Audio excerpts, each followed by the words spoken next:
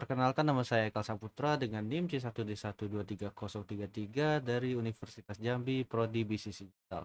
Di sini saya akan melakukan presentasi pada mata kuliah Cyber Security Management dengan dosen pengampu Bambang Purnomo SEMM di pertemuan ke-13. Ini saya akan menjawab 4 pertanyaan yang telah diberikan pada PDF yang diberikan oleh.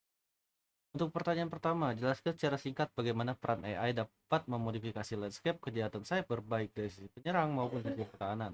Berikan contoh spesifik untuk masing-masing sisi. Untuk jawaban pertama, dari sisi penyerang terlebih dahulu, AI memungkinkan serangan menjadi lebih otomatis, cepat, dan cerdas. Penyerang dapat menggunakan AI untuk membuat phishing otomatis, menggunakan AI untuk membuat email phishing yang sangat meyakinkan dan disesuaikan dengan targetnya. Malware adaptif, AI dapat membantu malware untuk berubah-ubah perilaku agar lolos dari deteksi antivirus tradisional. Serangan rekayasa sosial, atau deepfake dan voice cloning berbasis AI bisa digunakan untuk korban seperti berpura-pura menjadi atasan atau rekan kerja. Terus ada contoh spesifiknya, AI digunakan untuk membuat deepfake suara CEO perusahaan dan mengarahkan karyawan keuangan transfer uang ke rekening sang penipu. Kita lanjut dari sisi pertahanan, yaitu AI membantu sistem keamanan menjadi lebih proaktif dan adaptif, digunakan untuk deteksi anomali AI, bisa menganalisa pola lalu lintas dan mendeteksi aktivitas mencurigakan secara real time. Terus ada respon otomatis, prediksi serangan. Dengan menganalisis data historis, AI bisa membantu mengantisipasi serangan yang mungkin terjadi. Untuk contoh spesifiknya yaitu sistem deteksi intrusi berbasis machine learning seperti yang digunakan oleh Darktrace dapat mengenali aktivitas tidak wajar dalam jaringan internal dan mengisolasi perangkat yang dicurigai. Untuk pertanyaan kedua, yaitu sebutkan dan jelaskan dua tantangan utama dalam menerapkan solusi AI untuk deteksi malware yang efektif. Bagaimana tantangan tersebut dapat diatasi? Untuk jawaban kedua, yaitu malware suka berubah-ubah atau polymorphic. Sekarang banyak malware yang bisa ganti-ganti bentuk dan perilaku biar susah deteksi. Jadi meskipun ya udah dilatih sama data malware sebelumnya, bisa aja nggak ngeh sama malware baru yang bentuknya beda banget.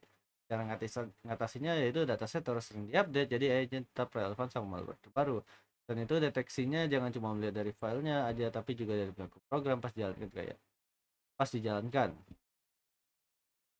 Lanjut lagi, ada kurangnya data yang berkualitas dan berlabel. Itu butuh banyak data yang udah jelas labelnya. Tapi ngumpulin data malware itu nggak gampang dan beresiko. Bisa modelnya jadi ngaco pas dipakai di dunia nyata. Cara ngatasinnya bisa pakai teknik augmentation atau simulasi buat nambahin data. Gabung komunitas atau platform keamanan cyber buat sharing dataset, atau pakai pendekatan seperti supervised atau unsupervised learning yang bisa jalan segala maupun data berlabelnya sedikit. Lanjut ke pertanyaan ketiga, yaitu jelaskan secara singkat bagaimana peran AI dapat memodifikasi landscape kejahatan cyber baik dari sisi penyerang maupun sisi pertahanan. Berikan contoh spesifik untuk masing-masing sisi. Untuk jawaban ketiga, yaitu ada yang pertama supervised learning dulu.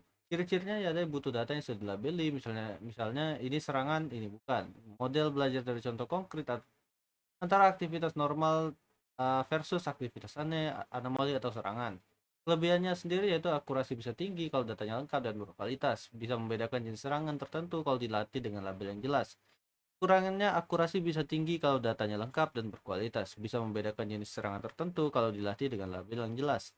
Terus kapan cocok dipakai? Kalau kamu punya banyak data berlabel dan pengen klasifikasikan jenis serangan dengan detail, misalnya di perusahaan besar yang udah punya rekaman data insiden cyber bertahun-tahun.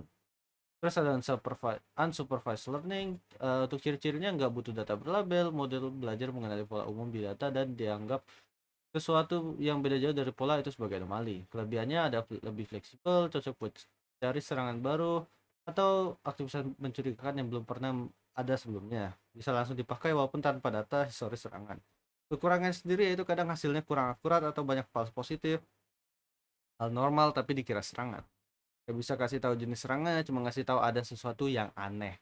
Kapan cocok dipakai? Kalau kamu nggak punya data berlabel atau pengen deteksi serangan zero day, serangan berhubung belum pernah diketahui sebelumnya. Cocok buat sistem real time monitoring yang butuh alert cepat tanpa harus ngerti dulu jenis serangannya.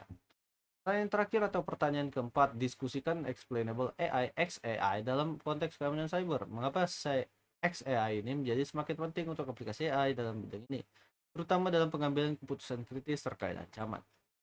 Untuk jawaban yang keempat, yaitu pertama ada apa itu explainable AI atau XAI. XAI adalah pendekatan dalam AI yang fokus biar model AI bisa dijelaskan secara manusiawi. Maksudnya orang bisa ngerti kenapa AI ngambil keputusan tertentu, bukan cuma nerima hasil black box saja. Kenapa XAI penting di keamanan cyber? Yang pertama dari bidang keamanan cyber, keputusan yang diambil bisa berdampak besar. Misalnya ngeblokir akses user, menganggap suatu aktivitas sebagai serangan, atau bahkan mematikan koneksi jaringan. Kalau sistem AI nggak bisa dijelaskan, maka tim keamanan bakal susah percaya hasil deteksi AI, apalagi kalau harus ambil keputusan cepat. Bisa muncul false positif, dan kalau nggak ada penjelasan bisa bikin frustasi dan malah kegagalan emosional. Untuk contoh kasusnya adalah misalnya AI mendeteksi suatu perangkat sebagai sumber serangan. Kalau modelnya AI, dia bisa kasih penjelasan kayak perangkat ini melakukan 300 koneksi ke port mencurigakan dalam 1 menit, padahal rata-ratanya hanya 10 koneksi. Kenapa sih sekarang semakin penting? Model AI semakin kompleks, makin sulit mengerti, jadi XAI ini buat buka isi otak AI.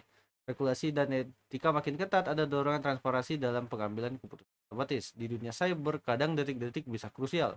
Tim butuh tahu alasan AI kasih peringatan, bukan cuma hasilnya aja.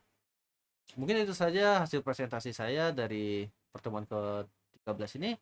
Jika ada salah kata, saya mohon maaf. Saya Haikal Saputra. Terima kasih.